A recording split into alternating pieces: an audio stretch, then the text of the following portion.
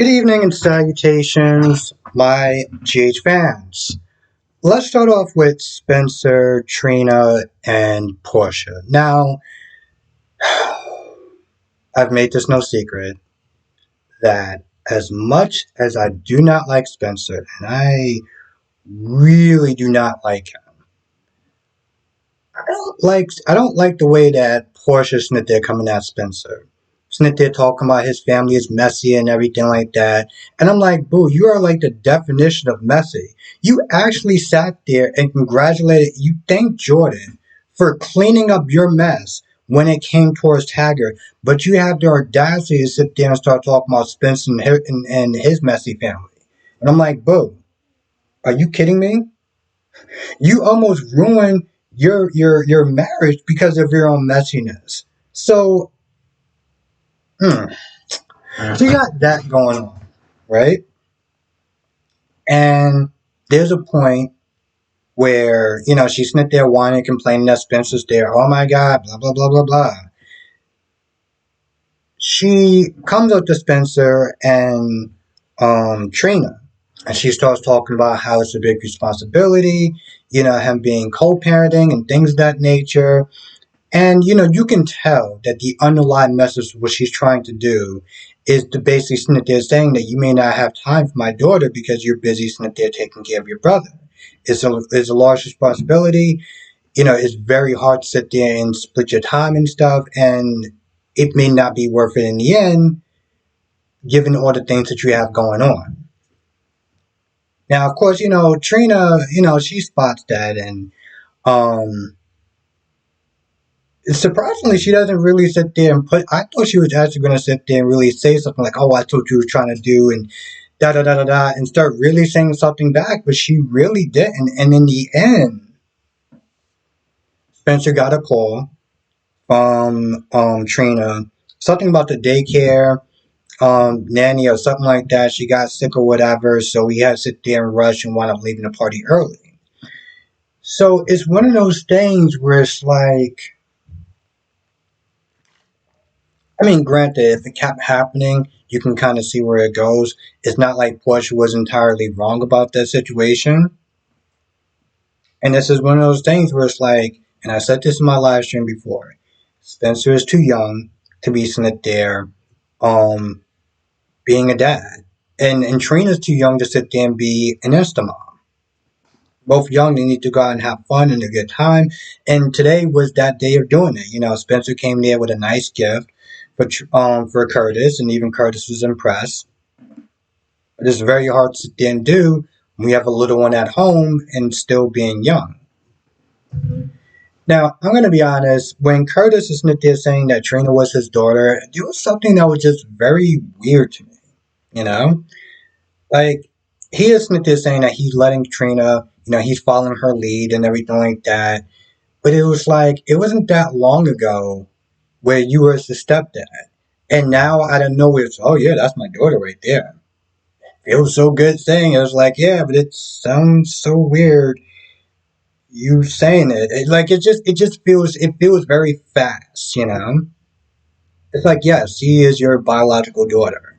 But I don't know, there's something about that. It just feels like it's just very rushed. It's like, it's very hard to put into words, but it just felt very off. Now, Hat Daddy's sitting there also talking about, and by the way, when I sit there and say Hat Daddy, I mean Marshall. He's talking about moving out. I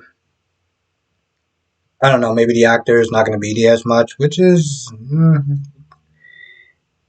he serves his purpose as being a supportive character. It's a shame that, when he came to Port Charles, like, his story was just so bleh. But he's done his job as far as being supportive, so, like supportive characters, so, yeah, it is what it is. So if you don't really see him that much, that's probably why. Meanwhile, you got this really awkward interaction. There was something that Portia said with Jordan and Zeke, because she was like, "Oh, well, how'd you know him or whatever? Like, how'd you get to know him or something?" And she said something along the lines of, "Well, that's Zeke. Whenever he got you, he's always sitting there pinning you down." And I'm just like, "Oh God!" Like, you saw the look, the embarrassment on Jordan's face when um when she said that. So you got that going on. Now Zeke, afterwards, he finds out about the whole Curtis, Ashford, and everything. And when Portia leaves, Zeke is just like, all right. Yeah, at first he's like, when was you gonna sit there and tell me this? But of course, this, yeah, you know what I'm saying? Y'all had this one night stand or whatever. So it's like, when was I actually gonna have find time to sit there and even, talk about that? Now he's all upset because now he is like caught in the middle. Jordan Smith is saying to him, "Listen, don't tell her about the kiss. She's hopeful and she's happy and stuff like that, and she's on the right track with her marriage. Let that just sit there and just stay buried." And it's like he understands what she's saying. He doesn't want to sit there and lie to his sister, but it's like now he's been put in this very awkward position. And of course, Jordan's like, yeah, this is very messy and everything. So let's just count out one night stand just as it is. So she leaves, right? And Portia comes back and she's talking about Spencer and, her usual whining and complaining. And Zeke is upset now because Zeke is like, he starts sitting there talking about Curtis. And he says something along the lines of, oh, I'm not talking about then, I'm talking about now. Which is a great cliffhanger, by the way, so I give him their props. So you got that going on. And it's again, it sucks to be Zeke at this point. He doesn't want to sit there.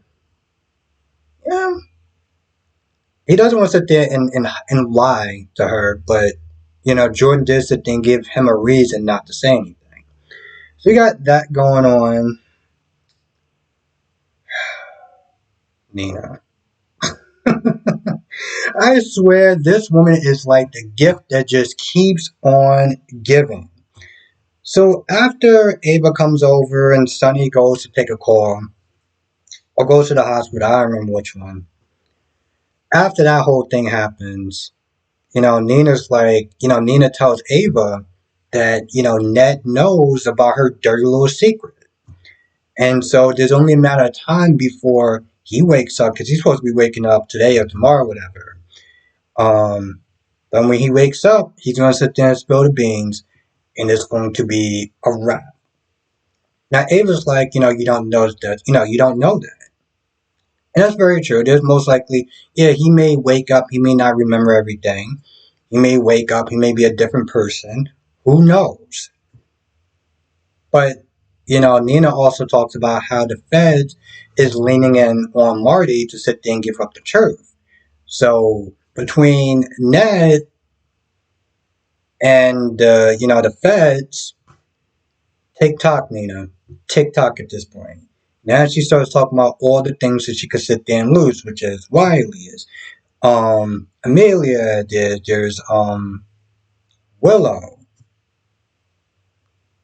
Curtis. Okay? The list goes on. The stuff that she wanted, she's going to lose. And so Ava's like, you need to sit there and get in front of this. She's like, oh, I can't do it. I was like, lady, here's the thing. If you don't do it, you're going to be exposed. You're going to lose everything, including with Sonny. You're going to lose Sonny. If you do get in front of this, well, you may lose Sonny now, but you might sit there and get him back. But at the very least, Ava's like, it's important to get ahead of this. So she takes off her ring, and she's feeling all sad and sorry for herself, and it is hilarious to be honest because it's like you did this to yourself. You did this to yourself, right? And so she goes down to the hospital and she sees Sonny. Now, Gladys is getting a text from Miss Wu. Smith is saying, hey, I'm just coming back into town. Let's do lunch or whatever. And of course, Gladys is like, oh, you just gotta give me some more time to, get the money together. Resident Sonny drops her phone. She's so jumpy at this point. And she tells Sonny, hey, listen, the guardianship is going to be ending soon with Sasha. And Sonny's like, that's great.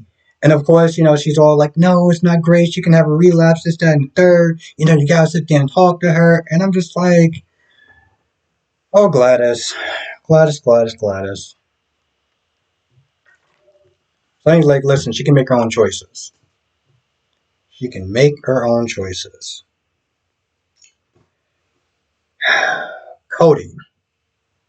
Cody has a good talk with Leo. Leo is worried about Ned, and so he sits there and talks to him about it, and just really kind of helping him through it. Different things he could sit there and think about as far as seeing his dad, seeing all the support that he has with Olivia and Tracy and Brooklyn and everyone and stuff like that. Just really sit there and try to make him feel better. Now at this point,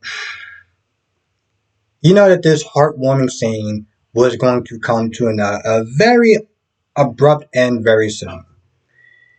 At this point with Tracy, I'm just like, when is this chick leaving? She just gives me Karen vibes like there's no tomorrow. She comes in there and she is just talking down to him. And she's all like, oh, you're a criminal. I'm going to have to sit there and count the silverware and blah, blah, blah, blah.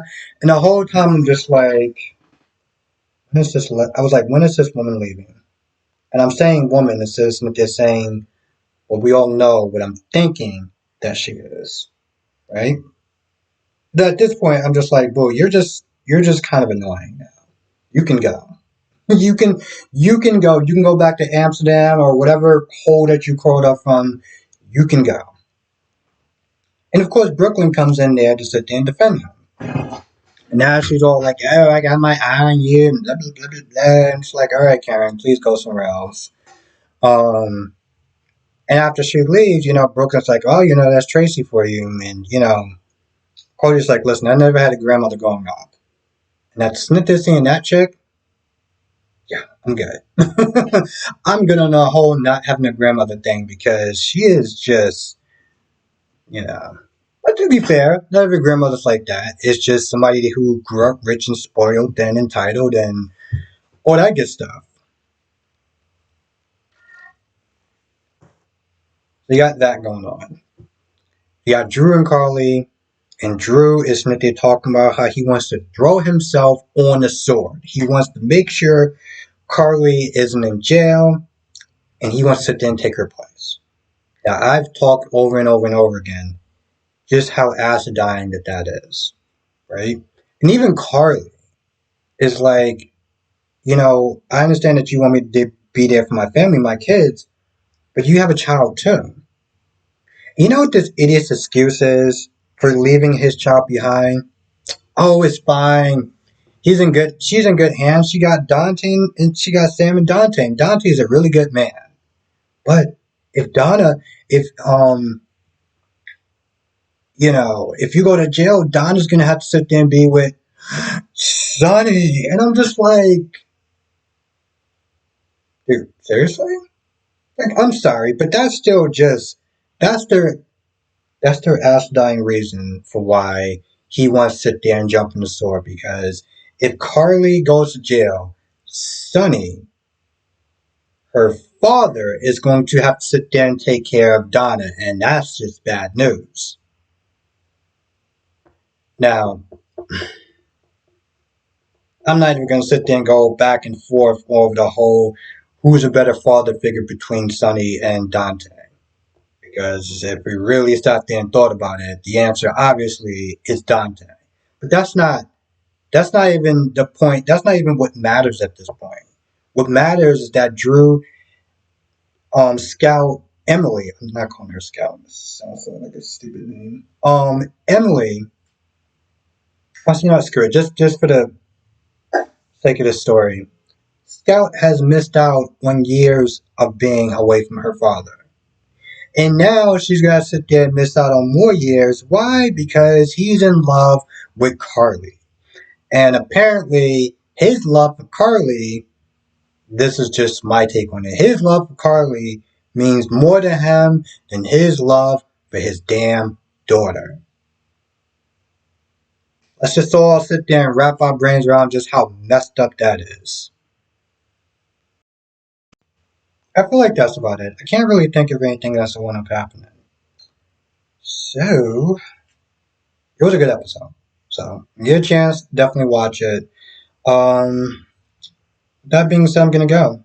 I want to thank you for watching. Stay safe. If I did miss anything, you know what to do.